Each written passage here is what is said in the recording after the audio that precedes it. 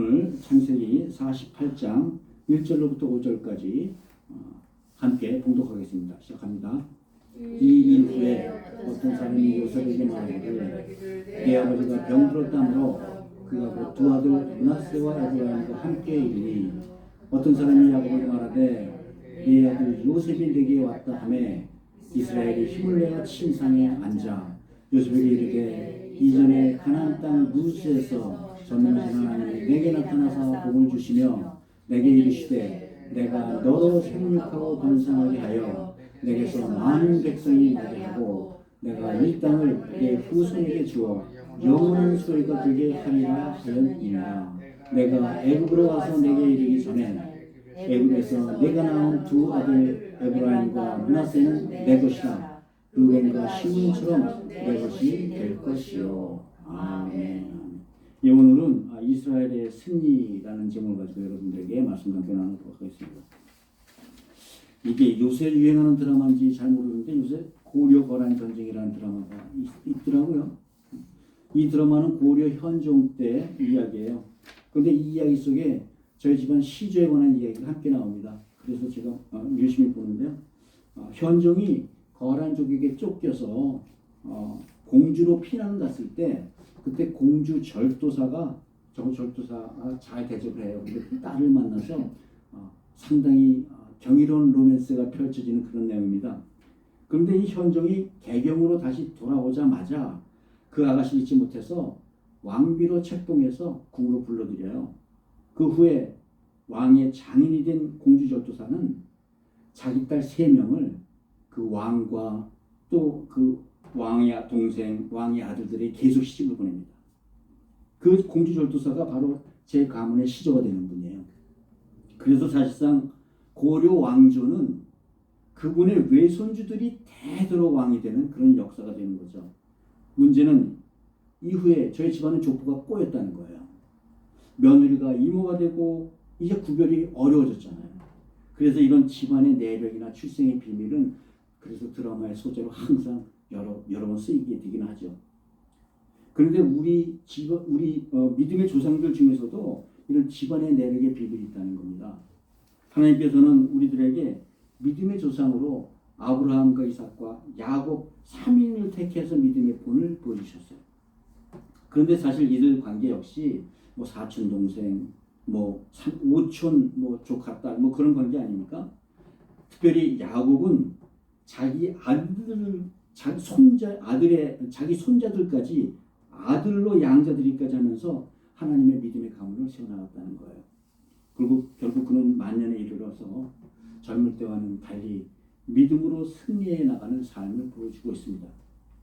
그런데 사실 우리 눈에는 야곱의 믿음을 승리하는 믿음이라고 부르기가 쉽지 않잖아요. 따지고 보면 야곱이 젊어서 대단한 믿음을 보여준 적도 없어요. 아버지나 할아버지에 비하면 그렇죠. 하나님 뜻보다는 자기 뜻대로 고집하며 살았던 그 인생이잖아요. 그나마 늙어서야 눈에 보이지 않는 이 하나님의 약속이지만 그 약속을 굳게 붙들었던 야곱이 한 일의 전부는 바로 붙들었던 일입니다. 그런데 오늘 본문을 보면 하나님께서 이런 야곱을 꼭 이스라엘이라고 불러주세요. 다른 말로 하나님은 이렇게 약속을 붙잡는 믿음을 본이 되는 믿음이라고 인정해 주셨다는 겁니다. 약속을 붙잡는 믿음이야말로 우리들에게 본이 되는 믿음인 줄 믿으시기 바랍니다. 이제 오늘 죽음을 앞둔 야곱이 어떻게 자기 믿음을 세워갔는지 또 그가 어떻게 믿음의 조상으로 일컬어지는지 오늘은 이 이스라엘의 믿음을 통해서 하나님께서 우리에게 들려주시는 말씀을 함께 나누도록 하겠습니다.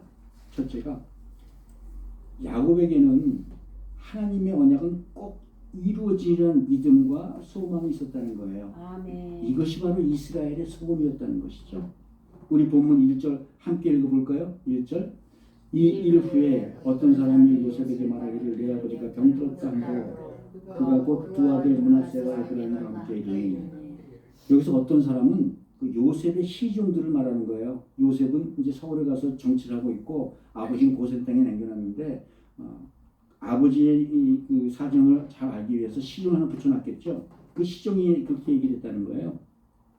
그러면 오늘 본문에 이 일 후라는 말은 무슨 말일까요? 무슨 일일까요?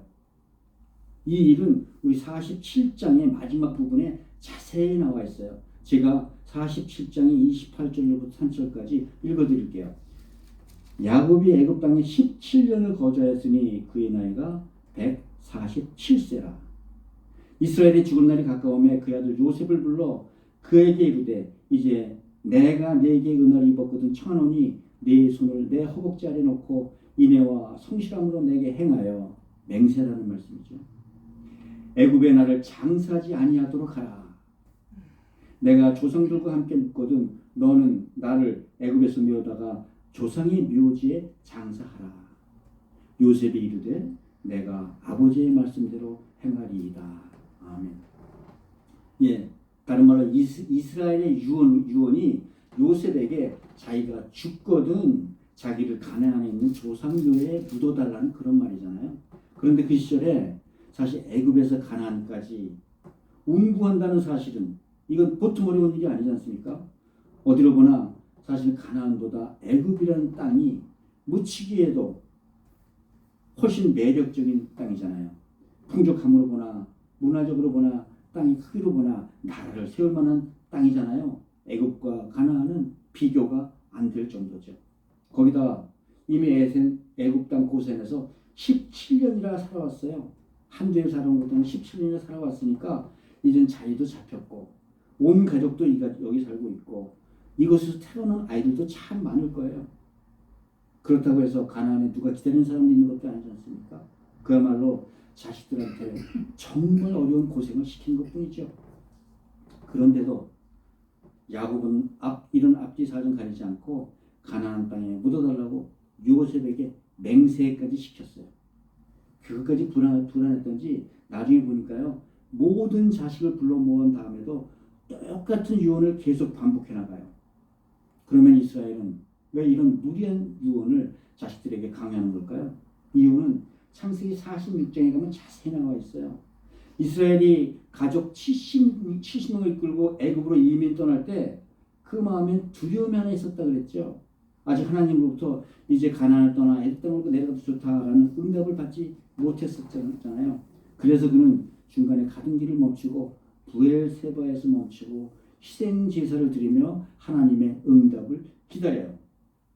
이에 한밤중에 하나님께서 나타나셔서 이렇게 말씀하시죠. 나는 하나님이라 네 아버지 하나님이니 애굽으로 내려가기를 두려워하지 말라. 내가 거기서 너로 큰 민족을 이루게 하여 내가 너와 함께 애굽으로 내려가겠고 반드시 너를 인도하여 다시 올라올 것이며 요셉이 그 손으로 네 눈을 감기리라. 아멘. 무슨 말씀이에요? 나 여호와가 말하노니 너는 거기 가서 죽으나 때가 이르면 너희를 반드시 내가 출애굽시켜 약속한 땅 가나안으로 되돌아오게 하시겠다. 그런 말씀이잖아요. 야곱은 이 말씀을 듣고 비로소 깨달았어요.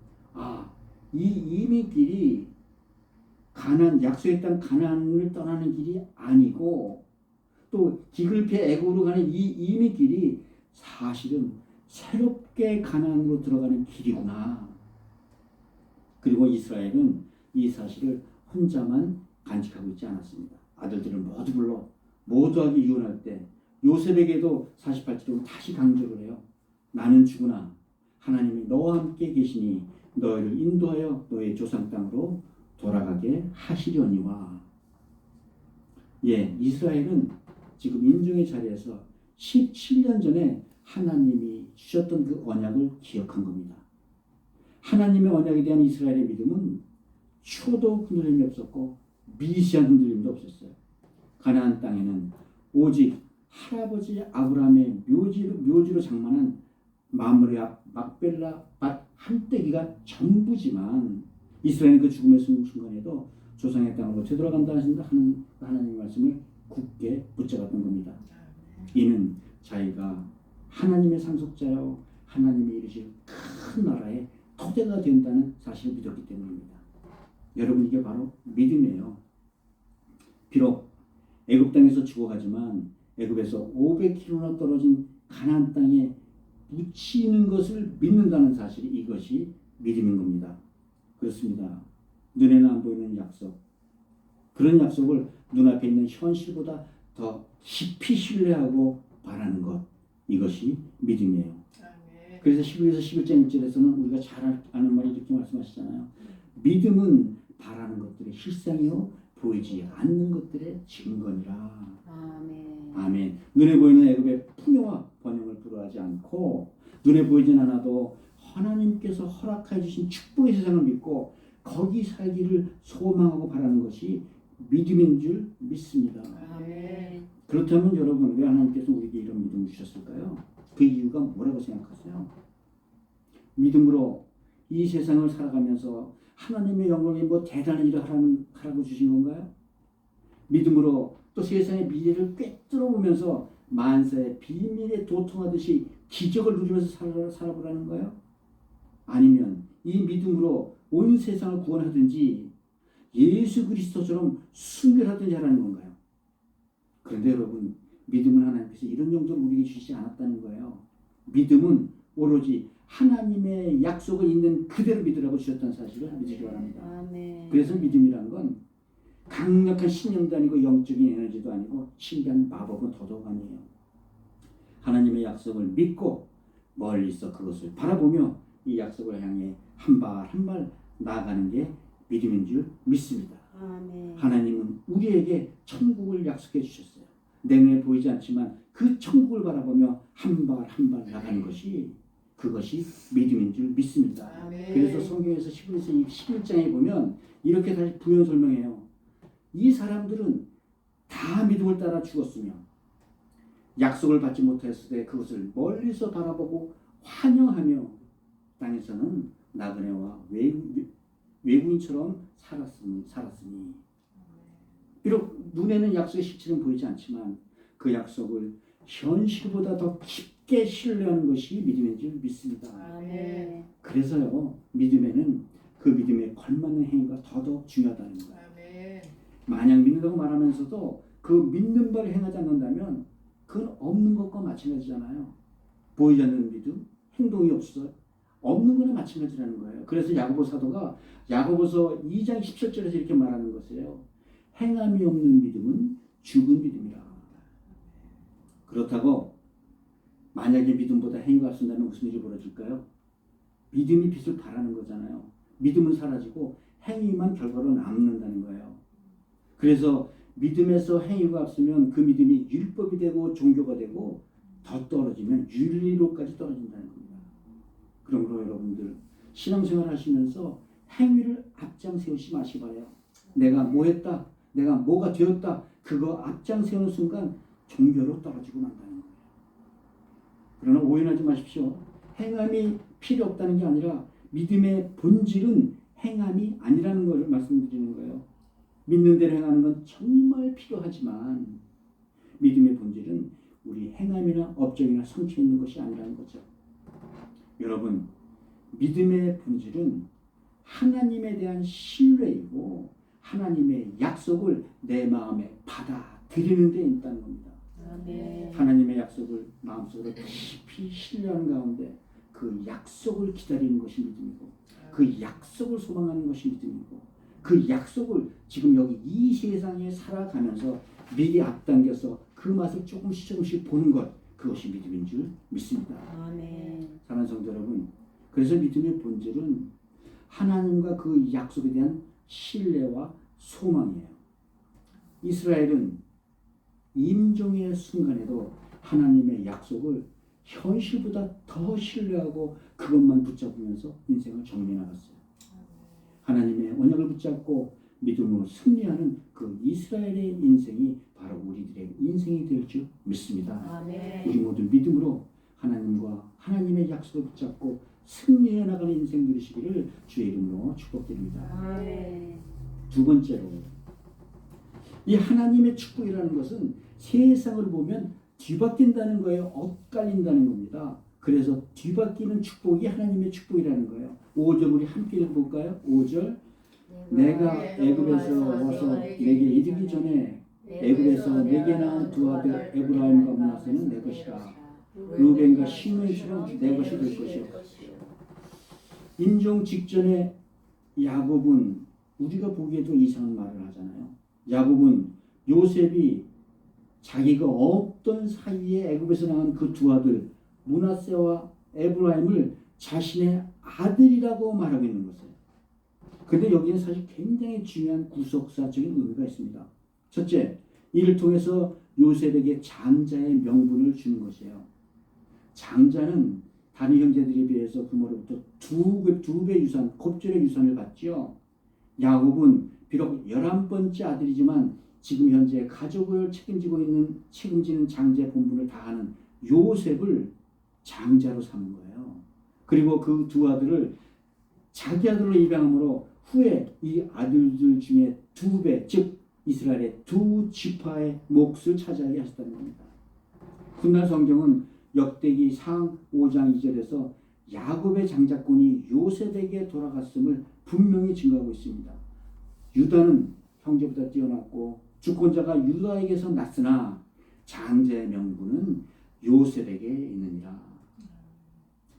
두 번째는요, 후에 레위 지파가 별도로 이스라엘에서 빠진 후에 그때에도 이스라엘은 계속 12지파를 유지하게 만드셨다는 거예요. 그렇게 보면 이 모든 것이 이스라엘의 민족에 관한 하나님의 섭리와 계획 안에서 이루어지는 것을 우리가 알 수가 있죠. 그런데 더 이상한 일은 이스라엘이 자기가 아들 삼은 요셉의 아들들을 축복하면서 일을 벌어져요. 이스라엘이 요셉의 장남 므낫세와 차남 에브라임의 머리 위에 손을 얹을 때 X자로 엇갈리게 얹으며 축복했다는 거예요. 그 순간 요셉은 당황했죠. 아버지가 이제 나이가 들어 눈이 어서 저러신가? 급하게 그 아버지 손을 막으면서 이렇게 말해요. 아버지, 아이들 머리에 얹은 손이 바뀌었어요. 그러나 이스라엘은 당황해하는 요셉의 요청을 하지 않고 그대로 그 축복을 진행시킵니다. 그럼 도대체 이것은 무슨 의미일까요? 이스라엘은 왜 축복의 손을 바꿔서 동생에게 얹었을까요? 성경 거기에 대해서 아무 말 하지 않아요. 그러나 우리는 아브라함과 이삭과 야곱을 통해 추론해 볼 수가 있죠. 잘 살펴보면 아브라함과 이삭과 야곱의 이야기에는 이삭에도 일치하는 게 딱 하나가 있어요. 하나님의 장자권은 혈통적 장자에게 돌아가지 않고 항상 작은 자에게 갔다는 겁니다. 보세요. 아브라함의 혈통적 장자는 이스마엘이었지만 하나님의 세운 장자는 이삭이었어요. 또 이삭의 혈통적 장자는 에서였지만 하나님이 선택한 장자는 야곱이었어요. 야곱의 혈통적 장자는 루벤이었지만 하나님의 세운 장자는 오늘 말씀드린 11번째 아들 요셉이었고 나아가 야곱은 이 요셉의 혈통적 장자인 므낫세 대신 동생 에브라임에게 축복을 얻는 거예요. 이는 야곱은 하나님의 계획이 므낫세에 있지 않고 에브라임에 있다는 것을 이미 알고 있었다는 그런 의미가 되죠. 어떻게 알았냐고요? 야곱은 어머니 리브가를 통해 들었던 그 하나님의 신탁을 기억하고 있잖아요. 기억하시죠? 창세기 25장에 나오는 하나님의 신탁. 큰 자가 어린 자를 섬기리라. 이에 이스라엘은 자신의 오른손을 맞는 요셉에게 이렇게 말해요. 나도 안다 내 아들아, 나도 안다. 그도 큰 족속이 되고 한 족속이 되며 그 아우가 그보다 큰 자가 되고 그 자손은 여러 민족을 이루리라. 후에 이 예언은 가나안 땅에 들어간 후에 정확하게 실현됩니다. 이스라엘 역사를 통해 보면 이렇게 되어 있죠. 가나안에 들어가는 그 이스라엘 장자들 중에 르벤 지파와 므낫세 지파만이 요단강을 중심으로 동서의 2배의 땅을 받습니다. 또 에브라임 지파에서는 여호수아가 등장해서 이스라엘을 세워나가는 중심의 복을 누리죠. 또 에브라임 지파는 가나안의 중심인 세계의 땅을 받는 이스라엘의 기둥이요. 후에 12지파 중에 10지파를 통일하여 북이스라엘 왕국을 세우는 기초가 되는 것이죠. 요셉은 이렇게 손이 엇갈려 축복하는 아버지가 이미 늙어 영이 혼미한 채로 축복하는 줄 알았어요. 그런데 그 대답은 의외였잖아요. 나도 안다 내 아들아, 나도 알아. 잠시 우리 기억을 더듬어보면 창세기 27장에는 이삭이 야곱을 축복하던 장면들이 나옵니다. 이삭은 하나님의 장자권을 따라 축복하지 않았어요. 그는 마음속으로 혈통적인 장자인 에서를 축복하고 싶어 했어요. 물론 후에 야곱이 속임수를 써서 아버지 축복을 가로채긴 했지만 이 일로 인해 이삭의 집 앞은 풍비박산이 나는 거잖아요. 이삭은 나와 함께 눈이 어두워갔듯이 영적으로도 어두웠기 때문에 아들과 동생을 쉽게 분별하지 못했던 겁니다. 그런 반면에 오늘 나이가 들어갈수록 야곱은 영적으로 깨어 이스라엘의 삶을 살아가고 있다는 겁니다. 오히려 아버지의 뜻을 막으려 했던 요셉보다도 영적으로 훨씬 더 깨어 있다는 거 아니에요. 이런 아버지를 바라보면서 요셉은 아버지의 모든 행동이 성령님의 은혜로 인도하심으로 인도된다는 사실을 깨달았어요. 그리고 아멘. 요셉은 하나님의 계획과 하나님의 섭리에 있는 그대로 순복합니다. 자, 그런데 이제 문제가 생겼죠. 요셉의 아들들이 할아버지 아들로 족보가 꼬이는 일이 벌어졌잖아요.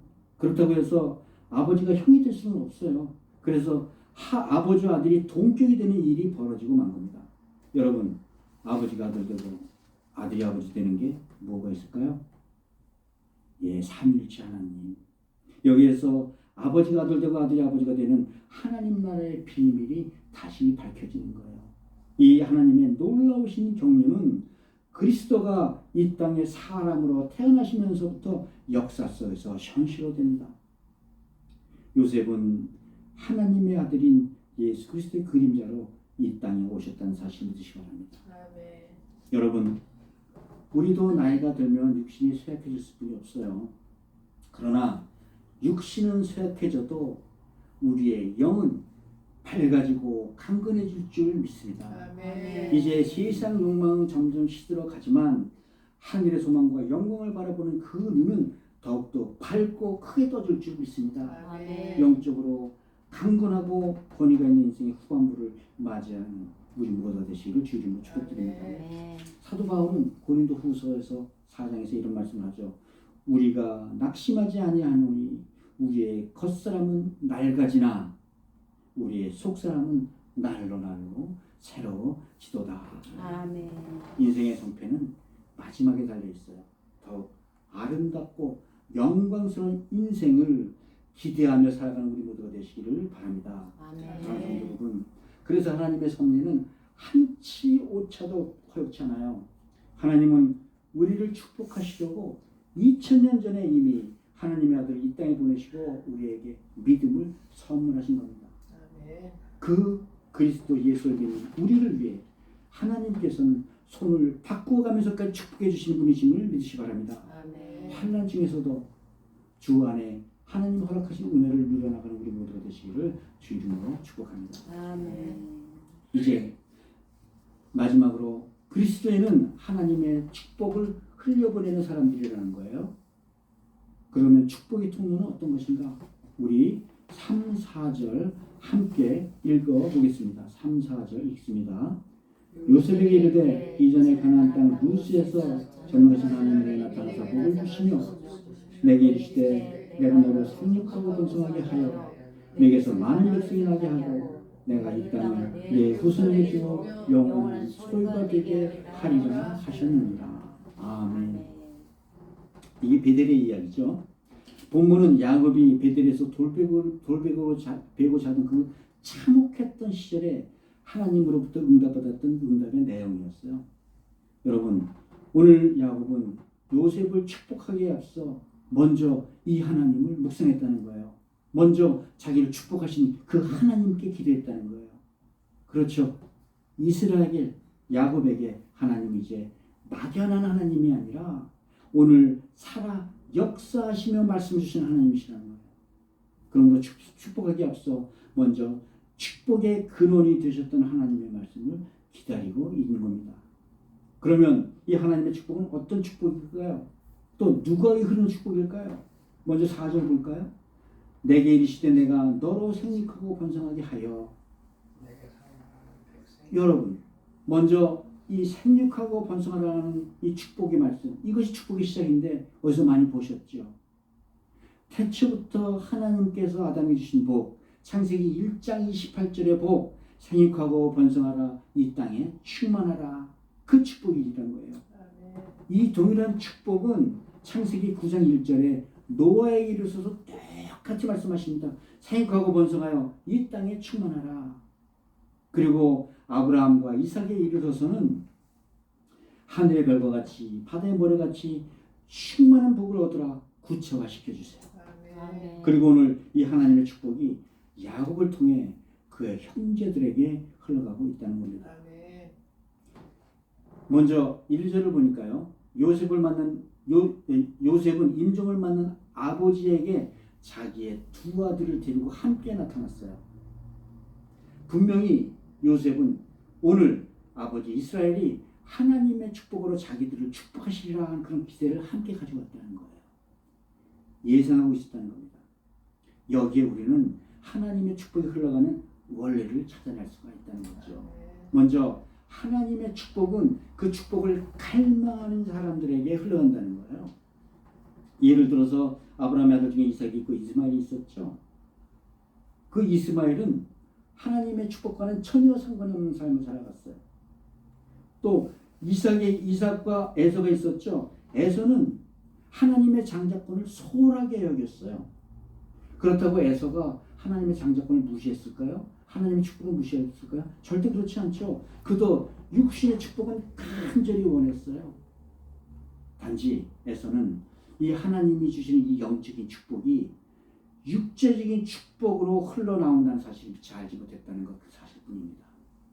반면에 야곱은 하나님의 축복을 받고자 하는 열망부터 대단했어요. 물론 젊어서는 그 열망만큼 거기에 걸맞는 행동을 하지 못해서 고생도 많이 했죠.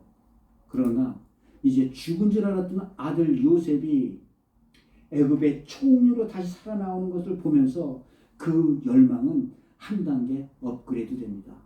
하나님에 대한 충성심으로 업그레이드 됐다는 거예요. 그리고 이제 임종의 자리를 맡은 이스라엘은 자기가 받았던 하나님의 축복을 자신의 후손들에게 흘려주는 위치에 서게 된 겁니다. 언제나 하나님은 당신에게 충성하는 하나님의 장자들에게 하나님의 축복을 곱절로 주시는 분이심을 믿으시기 바랍니다. 그런데 요셉의 두 손자를 축복하던 이스라엘이 갑자기 손을 얹어서 엇바뀌어 축복을 했어요. 여러분, 하나님의 축복은 한 번 받으면 그 축복은 변하지 않는다는 사실 알고 계시죠? 예전에 에서가 야곱에게 속아서 축복 뺏긴 걸 알고 아버지 이삭을 쫓아가서 울면서 하소연할 때 이삭은 이렇게 말을 해요. 내 아들아, 이제 내가 너에게 더 이상 무엇을 해줄 수가 있겠느냐. 요셉도 한 번 축복을 하면 이 축복은 바뀔 수 없다는 사실을 잘 알았어요. 그래서 자기 아버지가 실수했을까 봐 축복하는 아버지 손까지 가로막았던 것이죠. 그러나 이스라엘의 대답은 단호했습니다. 나도 한다, 내 아들아, 나도 한다. 네, 하나님께서 축복할 자를 하나님께서 스스로 정하신다는 거예요. 이것이 바로 축복의 중요한 원리가 된다는 거예요. 우리가 받는 모든 은사와 모든 사역과 그 분량과 한계는 하나님께서 주권을 가지고 정해주신다는 겁니다. 므낫세가 왜 하나님은 나에게 오른손을 얹어주지 않으세요? 불평할 수 없다는 거예요. 또 에브라임은 왜 하나님은 형 놔두고 나한테 이런 엄청난 일을 맡기세요? 부담스러워할 수 없다는 거예요. 단지 하나님의 축복을 받는 사람들은 겸손한 마음으로 예, 제가 여기 있습니다. 맡기신 일에 순종하며 하나님을 섬기는 것, 그거 하나뿐이라는 겁니다. 여러분, 우리는 하나님이 빚으신 질그릇이에요. 사도 바울은 로마서 9장에서 진 흙덩어리 된 우리를 빚어 쓰시는 하나님에 대해서 이렇게 말씀하시죠. 토기장이가 진 흙 한 덩어리로 하나는 귀히 쓸 그릇을, 하나는 천이 쓸 그릇을 만드는 권이 없겠느냐. 하나님께서는 충성되는 자들을 찾아서 또 겸손한 자들을 찾아서 하나님의 축복을 두 배로 부어주신 분이시니 믿으시기 바랍니다. 여러분, 그래서 우리 모두는 그리스도를 주로 섬기는 하나님의 장자들이에요. 아멘입니까? 아멘. 그런데도 우리 중 혹시 이 하나님의 축복을 누리지 못하고 느낀다는 분이 혹시 계십니까? 우리 중에 만약 그런 분이 계시다면 잘 들으셔야 돼요. 이 많은 사람들이 이 축복의 물줄기를 막아버렸기 때문이에요. 여러분, 우리 믿는 자들을 축복의 통로라고들 많이 얘기하는 거 들어보셨죠? 예, 믿는 자들은 하나님의 축복의 통로이지 저수지, 즉 그 축복이 모이는 곳이 아니라는 거예요. 만약 나한테서 이 물줄기가 나가지 못하면, 그리고 멈춰버리면 들어오던 물줄기도 함께 막혀버린다는 겁니다. 그래서 우리 믿는 자들에게 들어오는 축복의 물줄기보다는 나가는 축복의 물줄기를 터주는 것이 더 중요하다는 거예요. 많은 크리스천 부모들이 자식들에게 재산을 물려주려고 무지하게 애렸습니다. 내가 겪었던 고생 자식들한테 물려줄 수 없어. 그런 심정으로 자식들에게 정말 헌신적이죠.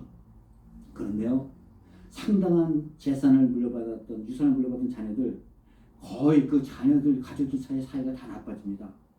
서로 더 가지려다가 마음이 상해서 오히려 축복이 저주로 된 경우가 얼마나 많은지 아십니까?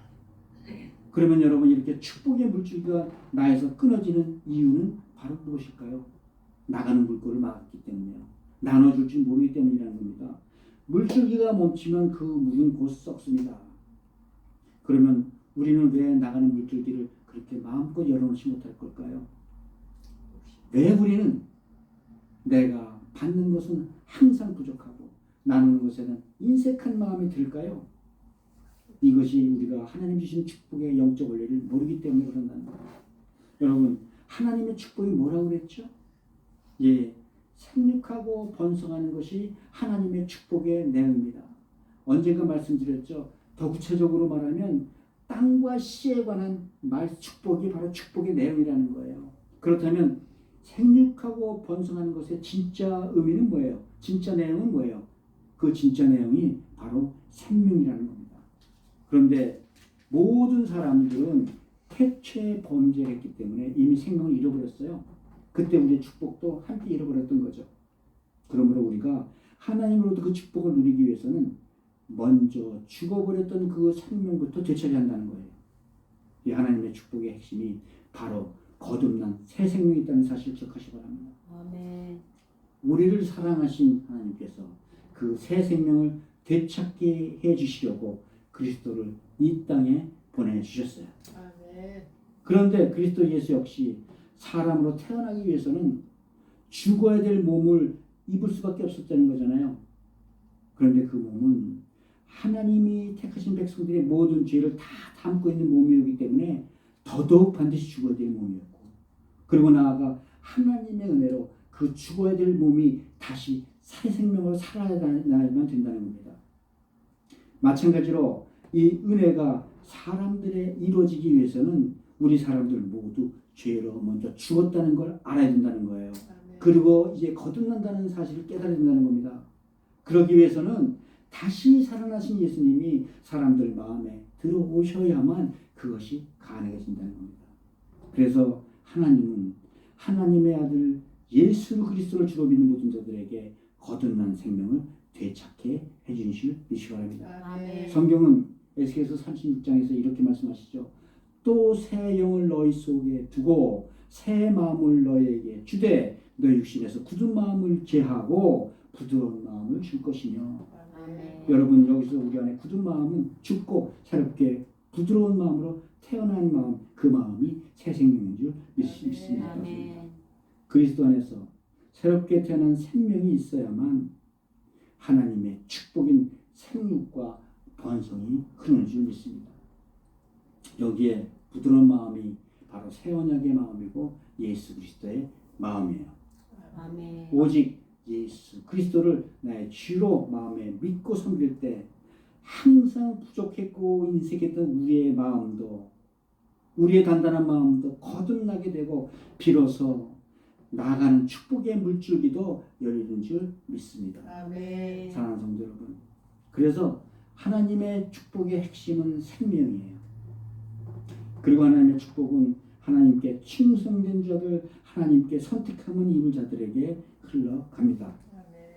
그러나 무엇보다도 그리스도를 주로 믿어 새 생명의 구원을 입은 자들에게 갑절의 축복이 흐르는 줄 믿습니다.